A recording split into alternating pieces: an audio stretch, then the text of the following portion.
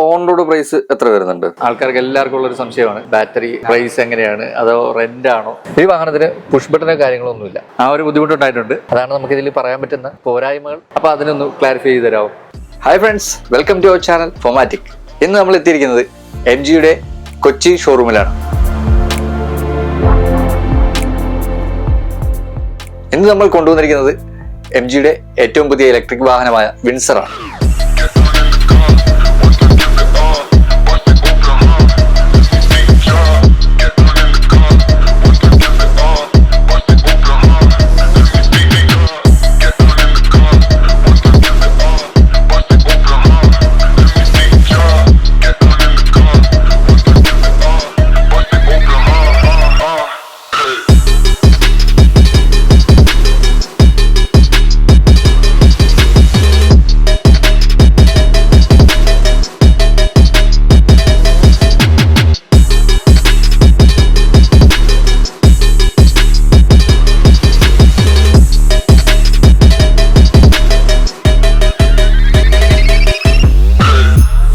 വിശേഷങ്ങൾ ഒരുപാട് പറയാനുള്ള, ഒരുപാട് പുതിയ ഫീച്ചേഴ്സുകൾ ആഡ് ചെയ്ത ഒരു വാഹനമാണ് MG വിൻസർ.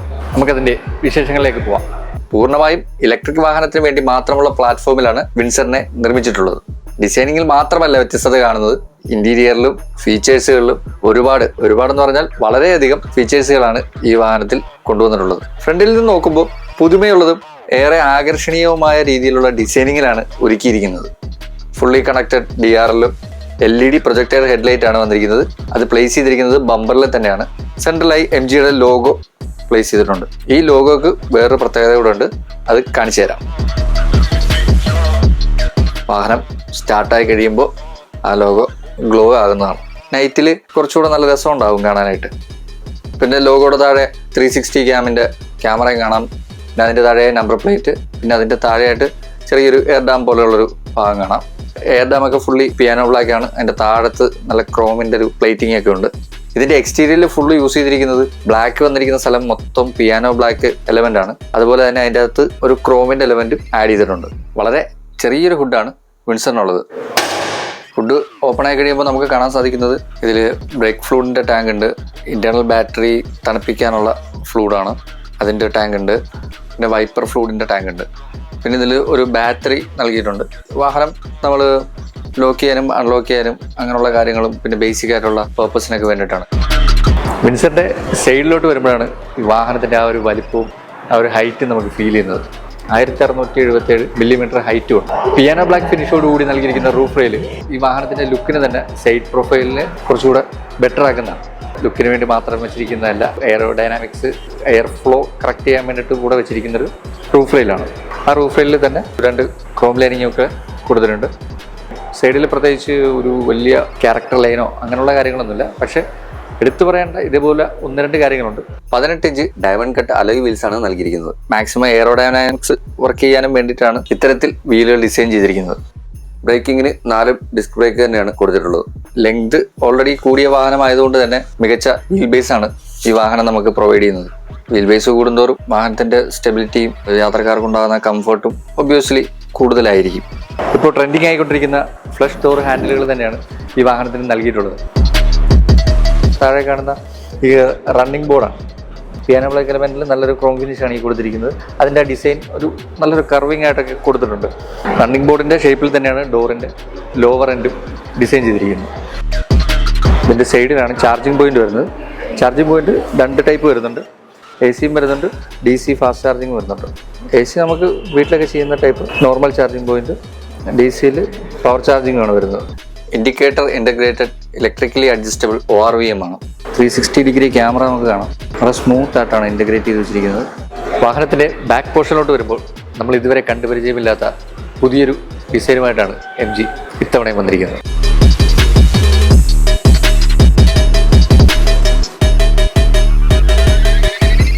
ബാക്കിൽ ടോപ്പിൽ സ്പോയിലർ, അതിൽ തന്നെ ഇൻ്റഗ്രേറ്റഡ് ആയിട്ടുള്ളൊരു ആൻറ്റിനയും കൊടുത്തിട്ടുണ്ട്. MGയുടെ ലോഗോ സെൻട്രലായി പ്ലേസ് ചെയ്തിരിക്കുന്നു. പിന്നെ അതിൻ്റെ താഴെ ഫുള്ളി കണക്റ്റഡ് ആയിട്ടുള്ള ടൈൽ ലാമ്പ്.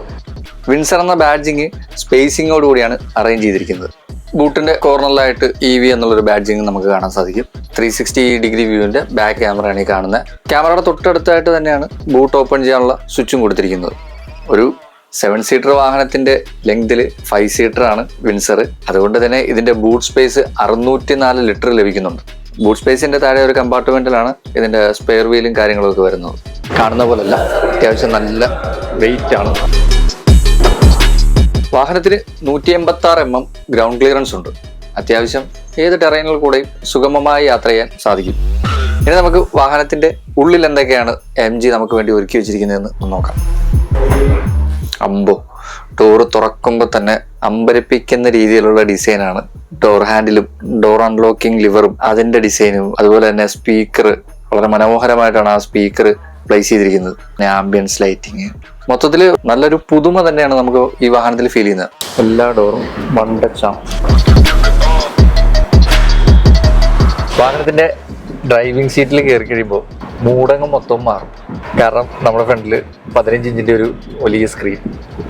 ആ സ്ക്രീനിൽ തന്നെ എല്ലാ ഫങ്ഷൻസും, അതാണ് പറഞ്ഞ ഫീച്ചേഴ്സുകളും ലുക്കും കുത്തി നിറച്ചൊരു വാഹനമാണ് MGയുടെ വിൻസർ എന്ന് പറയുന്നൊരു മോഡൽ. ഇതിൻ്റെ അകത്തുള്ള എല്ലാ ഓപ്ഷൻസും ഈ ഒരു ഡിസ്പ്ലേ വെച്ച് നമുക്ക് അഡ്ജസ്റ്റ് ചെയ്യാൻ സാധിക്കും. വാഹനത്തിന്റെ സീറ്റ് പറ്റില്ല. സീറ്റ് ഇവിടെ ഇലക്ട്രിക്കലാണ്, മാനുവൽ അല്ല. ഡ്രൈവർ സൈഡ് മാത്രമേ ഉള്ളൂ ഇലക്ട്രിക്കലി അഡ്ജസ്റ്റബിൾ ആണ്. ഫോർവേഡ്, ബാക്ക്വേഡ്, ഹൈറ്റ് അഡ്ജസ്റ്റിങ്, അതുപോലെ തന്നെ റിക്ലൈനിങ്. ഫ്രണ്ടിൽ ഡെഡ് പെഡൽ ഉണ്ട്, പിന്നെ ബ്രേക്ക്, ആക്സിലേറ്റർ. ഈ വാഹനത്തിന് പുഷ് ബട്ടനോ കാര്യങ്ങളൊന്നുമില്ല. കീ എടുത്ത് കയ്യിൽ വെക്കുക, ബ്രേക്ക് കുറച്ച് നേരം ഒന്ന് പ്രസ് ചെയ്ത് പിടിക്കുക.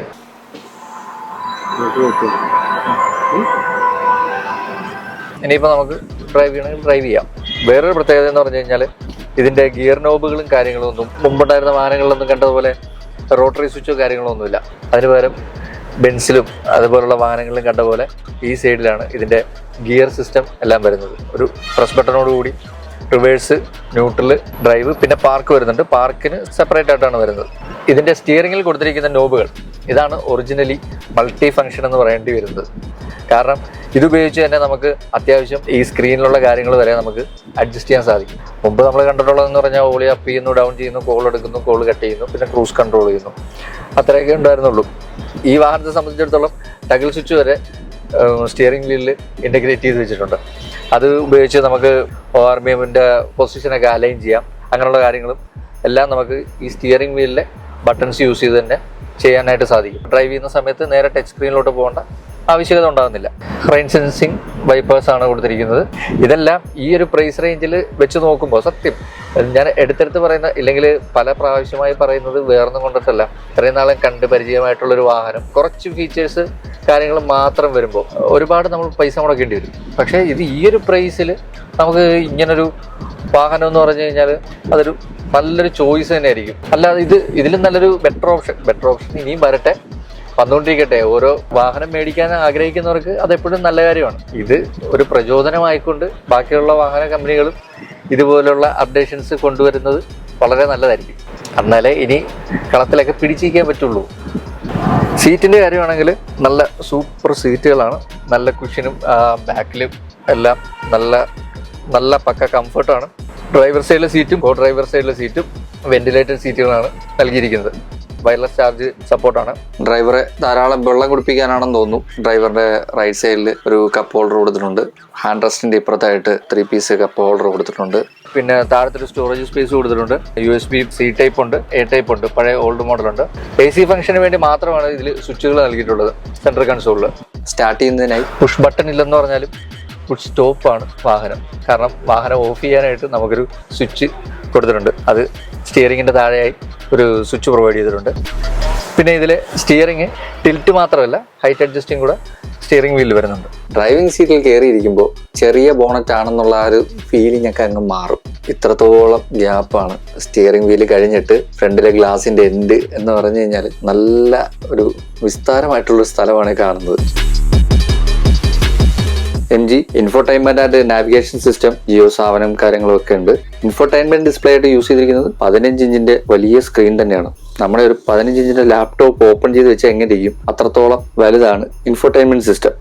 സെൻട്രൽ കൺസോളിൽ യൂസ് ചെയ്തിരുന്ന എല്ലാ കാര്യങ്ങളും, വെന്റിലേറ്റഡ് സീറ്റിന്റെ ഫാൻ സ്പീഡ് ആയാലും, ഇപ്പോൾ ഇതിൽ മൂൺ റൂഫ് ഓപ്പൺ ചെയ്യുന്ന കാര്യങ്ങളായാലും, അതിന്റെ പെർസെന്റേജ് എത്രത്തോളം ചെയ്യണം എന്നുള്ള കാര്യങ്ങൾ, ഹെഡ്ലാമ്പിന്റെ height adjustment, lead me home, അങ്ങനെയുള്ള തുടങ്ങിയ എല്ലാ കാര്യങ്ങളും നമുക്ക് അഡ്ജസ്റ്റ് ചെയ്യാൻ സാധിക്കുന്നത് ഈ ഇൻഫോടൈൻമെന്റ് സിസ്റ്റത്തിലൂടെ തന്നെയാണ്.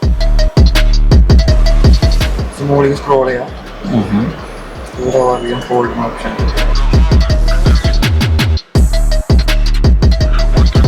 ഈ വാഹനത്തിൽ സൺറൂഫ് അല്ല, മൂൺ റൂഫാണ് വരുന്നത്. അത് ചെറുതല്ല, വളരെ വിശാലമായ പാനോരമിക് മൂൺ റൂഫാണ് വരുന്നത്. വാഹനം നമ്മൾ എവിടെയെങ്കിലുമൊക്കെ കൊണ്ടുപോയി പാർക്ക് ചെയ്യുമ്പോൾ സൂക്ഷിക്കണം. തെങ്ങിൻ്റെ ഒന്നും താഴെ കൊണ്ടുപോയി മാക്സിമം പാർക്ക് ചെയ്യാതിരിക്കുക.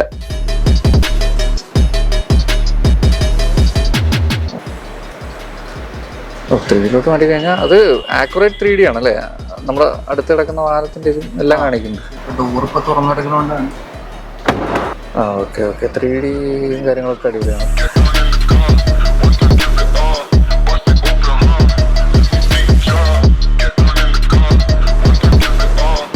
2D ആകുമ്പോൾ 4 സൈഡിൽ നിന്നുള്ള വ്യൂ കാണാം.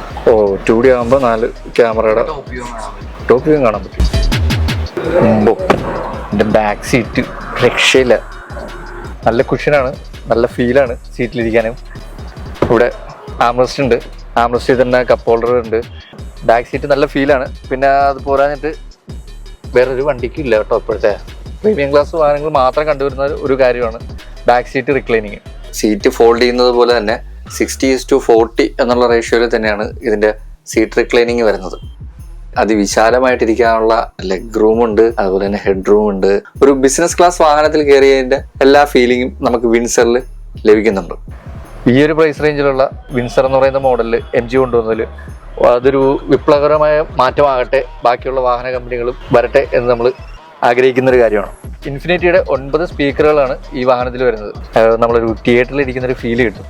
സത്യം പറഞ്ഞാൽ ഈ വണ്ടി ഓടിക്കുന്ന ഡ്രൈവർ ഹെഡ്സെറ്റും തിരിഞ്ഞ് അങ്ങോട്ടും ഇങ്ങോട്ടും നോക്കാതിരിക്കാൻ വേണ്ടി വേറെ വല്ല സാധനവും വെച്ചിട്ട് വേണം ഈ വണ്ടി ഓടിക്കാൻ. കാരണം ഇതിൽ ഇരിക്കുന്നത് 15 ഇഞ്ചിൻ്റെ സ്ക്രീനാണ്. ആ സ്ക്രീനിൽ നമുക്ക് വീഡിയോസും എല്ലാം പ്ലേ ചെയ്യാൻ പറ്റും. ഈ വാഹനത്തിൻ്റെ ചെറിയ കാര്യങ്ങളിൽ വരെ കാണിച്ചിരിക്കുന്ന ആ ഒരു ഡീറ്റെയിലിങ് എടുത്തു പറയേണ്ട കാര്യങ്ങൾ തന്നെയാണ്. DRLന്റെ പോർഷനിലായാലും ടെയിൽ ലാമ്പിന്റെ പോർഷനിലായാലും അതിന്റെ അകത്തൊക്കെ ചെയ്തിരിക്കുന്ന ചെറിയ ചെറിയ എലമെന്റുകൾ വളരെ ബ്യൂട്ടിഫുൾ ആയിട്ടാണ് ഇന്റഗ്രേറ്റ് ചെയ്തിരിക്കുന്നത്. ഹായ് ബ്രോ, പേര് ശ്രീഷ്. MG വിൻസർ അവതരിപ്പിച്ചപ്പോൾ തൊട്ട് ആൾക്കാർക്ക് എല്ലാവർക്കും ഉള്ളൊരു സംശയമാണ് ബാറ്ററി പ്രൈസ് എങ്ങനെയാണ്, അതോ റെന്റ് ആണോ എന്നുള്ള നിരവധി സംശയങ്ങൾ ഇപ്പോൾ ഉണ്ടായിട്ടുണ്ട്. അപ്പോൾ അതിനൊന്ന് ക്ലാരിഫൈ ചെയ്ത് തരാമോ? നമുക്കിത് വരുന്നത് ബാസ് എന്ന് പറഞ്ഞ സ്കീമാണ്. ബാറ്ററി അസിസ്റ്റ് സർവീസ് എന്നാണ് ഫുൾ ഫോം വരുന്നത്. ഓക്കെ. ഇപ്പോൾ 9.9 ലാക്ക് വരുന്നത് വെഹിക്കിളിന്റെ ഷെല്ലിന്റെ പ്രൈസ് ആണ് 9.9 ലാക്ക് വരുന്നത്. ഓക്കെ. ബാക്കി നമുക്ക് വരുന്നത് ബാസ് ബാറ്ററി അസിസ്റ്റ് സർവീസ്, അത് റെന്റ് പ്രോഗ്രാം പോലെയാണ്. നമ്മളിപ്പോൾ പർച്ചേസ് ചെയ്യുമ്പോൾ 9.9 ലാക്കാണ് പർച്ചേസ് ചെയ്യേണ്ടത്. പിന്നീട് വരുന്ന പേയ്മെന്റ് എന്ന് വെച്ചാൽ മന്ത്ലി ആണ്, റെന്റ് പോലെയാണ് പേ ചെയ്യേണ്ടത്. മന്ത്ലി റെന്റലായിട്ട്. അതെങ്ങനെയാണ് അതിന്റെ ചാർജും കാര്യങ്ങളും വരുന്നത്? നമുക്കിപ്പോൾ കേരളത്തിൽ ഒഫീഷ്യലി നമുക്കിപ്പോൾ ബജാജ് മാത്രമാണ് ടൈപ്പ് ഉള്ളത്. മൊത്തം 4 കമ്പനീസ് ആണ്, ബജാജ്, വിദ്യുത്ത്, ഹീറോ ഫിൻകോപ്പ്, എക്കോഫൈ, ഇങ്ങനെ 4 കമ്പനീസ് ആണ് വരുന്നത്. കറന്റ് കേരളത്തിൽ അവൈലബിൾ ആയിട്ടുള്ള കമ്പനീസ് ബജാജ് ആണ്. ഭാവിയിൽ ചിലപ്പോൾ ഹീറോ ഫിൻകോപ്പും കൂടി വരും. ബജാജിന്റെ സ്കീം പറയുകയാണെങ്കിൽ മിനിമം കിലോമീറ്റർ റൺ ചെയ്യേണ്ടത് 1500 കിലോമീറ്റർ ആണ് റൺ ചെയ്യേണ്ടത് മന്ത്ലി. അതിൽ പെർ കിലോമീറ്റർ നമുക്ക് 3.5 റുപ്പീസ് ആണ് പെർ കിലോമീറ്റർ ചാർജ് ആയിട്ട് വരുന്നത്. ഒരു മാസത്തേക്ക് 5250 രൂപ എടുത്ത് നമുക്ക് കോസ്റ്റ് വരും. അപ്പോൾ അത് എത്ര നാളത്തേക്ക് നമുക്ക് 8 ഇയേഴ്സ് ആണ് അതിന്റെ 8 ഇയേഴ്സ് വരുമ്പോൾ എത്ര രൂപയാവും? നമുക്ക് അറൗണ്ട് 5 ലാഖിന്റെ അടുത്താണ് അതിന്റെ പ്രൈസ് വരുന്നത്. 5 ലാഖ്. അപ്പോൾ 8 വർഷം ടോട്ടൽ കോസ്റ്റ് വരും. ഈ 8 വർഷത്തെ സ്കീം മാത്രമേ ഉള്ളൂ? അതോ ഇപ്പൊ കറന്റ് ബജാജിന്റെ ഒരു 8 ഇയേഴ്സ് സ്കീമാണ് വരുന്നത്. അപ്പൊ അല്ലാതെ ഈ ഷെല്ല് മാത്രം എന്ന് വെച്ചാൽ ബാറ്ററി വിത്ത് വാഹനമാണല്ലോ, അപ്പൊ അത് രണ്ടും കൂടെ ഒരുമിച്ചുള്ള പ്രൈസ് നമുക്ക് സ്റ്റാർട്ടിംഗ് എക്സ്ഷോറൂം വരുന്നത് 13,49 ആണ് എക്സ്ഷോറൂം പ്രൈസ് സ്റ്റാർട്ടിംഗ് വരുന്നത്. 13.5 ലക്ഷം രൂപയായിരിക്കും വരുന്നത്. അപ്പോൾ ആ സമയത്ത് നോക്കുവാണെങ്കിൽ 3.5 ലക്ഷം രൂപ എക്സ്ട്രാ ആകുന്നുള്ളൂ ഒറ്റയടിക്ക് മേടിക്കുകയാണെങ്കിൽ. അപ്പം നമ്മൾ ഓണ്ടായി നമുക്ക് ആ ബാറ്ററിയുടെ എക്സ്ട്രാ പ്രൈസും കാര്യങ്ങളൊന്നും വരുന്നില്ല. നമുക്കത് എത്ര വേരിയൻസ് ആണ് ഇപ്പോൾ അവൈലബിൾ ആയിട്ടുള്ളത്? 3 വേരിയൻസ് ആണ് അവൈലബിൾ ആയിട്ടുള്ളത്. 3 വേരിയന്റ് നമുക്ക് എക്സൈറ്റ്, എക്സ്ക്ലൂസീവ്, എസെൻസ് 3 മോഡലാണ്. കളേഴ്സ് ഏതൊക്കെയായിരുന്നു? ഫേസ് ഓപ്ഷനിൽ വൈറ്റ് കളർ മാത്രമേ അവൈലബിൾ ഉള്ളൂ. സെക്കൻഡ് ഓപ്ഷൻ വരുമ്പോൾ വൈറ്റ് ആൻഡ് ബ്ലാക്ക് അവൈലബിൾ ആണ്. ടോപ്പ് വേരിയന്റ് വരുമ്പോൾ അഡീഷണൽ 2 കളർ കൂടി ഉണ്ട്. ടർക്കിഷ് ഗ്രീനും ഒരു ക്ലേ ബീച്ചിനും വേണ്ടി 2 കളർ അവൈലബിൾ ആണ്. ഓക്കെ. അപ്പോൾ ഇതൊക്കെയാണ് നമ്മുടെ MG വിൻസറിന്റെ വിശേഷങ്ങൾ. ഇതിൻ്റെ അകത്ത് ആവാമായിരുന്നു എന്ന് തോന്നിയ ഒരു 1-2 കാര്യങ്ങൾ കൂടെ പറയാം. അഡാസ് ഫീച്ചേഴ്സ് ഒന്നും തന്നെ ഇൻ്റഗ്രേറ്റ് ചെയ്തിട്ടില്ല. ഇതിൻ്റെ ഡോറ് ഒരു 90 ഡിഗ്രി ഓപ്പണിംഗ് ആയിരുന്നെന്നുണ്ടെങ്കിൽ കുറച്ചുകൂടെ കൺവീനിയൻ്റ് ആയേനെ. പക്ഷേ ഇപ്പോഴും കുഴപ്പമൊന്നുമില്ല. 90 ഡിഗ്രി ആയിരുന്നെങ്കിൽ എനിക്ക് വീഡിയോ റെക്കോർഡ് ചെയ്യാനും കുറച്ചുകൂടെ എളുപ്പമായിരുന്നേനെ. ആ ഒരു ബുദ്ധിമുട്ടുണ്ടായിട്ടുണ്ട്. പിന്നെ ഇതിൻ്റെ ടെയിൽ ഗേറ്റ് ഓപ്പണിംഗ് ആണ്. ടെയിൽ ഗേറ്റ് ഓപ്പണിങ്ങിൽ ഒരു ഇലക്ട്രിക്കൽ ടെയിൽ ഗേറ്റ് കൊടുക്കാമായിരുന്നു. അല്ലാതെ ഇതിലൊരു പോരായ്മയായിട്ട് പറയാനായിട്ട് പ്രത്യേകിച്ചൊന്നുമില്ല. ഇതിൻ്റെ ഫീച്ചേഴ്സ് തന്നെ ഒരുപാടുണ്ട്. പിന്നെ ഇതിൻ്റെ 360 ഡിഗ്രി ക്യാമറയുടെ ആ ഒരു ക്വാളിറ്റിയും കാര്യങ്ങളൊക്കെ നമ്മൾ നോക്കിയതാണ്. ഈ ഒരു പ്രൈസ് റേഞ്ചിൽ ഈ ഒരു സെഗ്മെൻറ്റ്, ഇത് CUV എന്നാണ് കമ്പനി പറയുന്നൊരു segment, cross over utility vehicle എന്നാണ് കമ്പനി പറയും പോലെ തന്നെ. ഇതൊരു ബിസിനസ് ക്ലാസ് വാഹനവുമായി കമ്പയർ ചെയ്യാൻ പറ്റുന്ന തരത്തിലാണ് ഇതിലെ കാര്യങ്ങളെല്ലാം ഉൾക്കൊള്ളിച്ചിരിക്കുന്നത്. നമ്മളിപ്പോൾ ബാക്ക് സീറ്റ് ആയാലും റിക്ലൈൻ ചെയ്യാൻ പറ്റുന്ന സീറ്റുണ്ട്, അതേപോലെ വെന്റിലേറ്റഡ് സീറ്റുകളാണ് ഫ്രണ്ടിൽ കൊടുത്തിരിക്കുന്നത്. അതുപോലെ ഇലക്ട്രിക്കലി അഡ്ജസ്റ്റബിൾ ഡ്രൈവർ സീറ്റും 75ലധികം കണക്ടിവിറ്റി ഫീച്ചേഴ്സ് ഉള്ള ആ ഒരു ഇൻഫോർടൈൻമെന്റ് സിസ്റ്റം, അത് നമ്മൾ എടുത്തു പറയേണ്ട ഒരു കാര്യമാണ്. 15 ഇഞ്ചിന്റെ ഓൺ റോഡ് പ്രൈസ് എത്ര വരുന്നുണ്ട്? ബേസ് ഓപ്ഷൻ ആണെങ്കിൽ നമുക്ക് എക്സൈറ്റ് എന്നാണ് വേരിയന്റ് വരുന്നത്. 15-39 സംതിങ് ആണ് ഓൺ റോഡ് വരുന്നത്. സെക്കൻഡ് ഓപ്ഷൻ വരുമ്പോൾ എക്സ്ക്ലൂസീവ് എന്നാണ് പേര് വരുന്നത്. നമുക്ക് അത് വരുമ്പോൾ ഏകദേശം 16-49 അത്രയാണ് ഓൺ റോഡ് വരുന്നത്. പിന്നെ ടോപ്പ് വേരിയന്റ് എസെൻസ് എന്നാണ് പേര് വരുന്നത്. ഏകദേശം 17-50 അത്രയാണ് റേറ്റ് വരുന്നത്. അപ്പോൾ കൂടുതൽ വാഹനങ്ങളും വിശേഷങ്ങളുമായി നമ്മൾ അടുത്ത വീഡിയോയിലുണ്ടാവും. ചാനൽ സബ്സ്ക്രൈബ് ചെയ്യാത്തവർ സബ്സ്ക്രൈബ് ചെയ്യുക, ലൈക്ക് ചെയ്യുക, ഷെയർ ചെയ്യുക. നിങ്ങളുടെ അഭിപ്രായങ്ങളും നിർദ്ദേശങ്ങളും കമൻറ്റ് ബോക്സിൽ രേഖപ്പെടുത്താവുന്നതാണ്.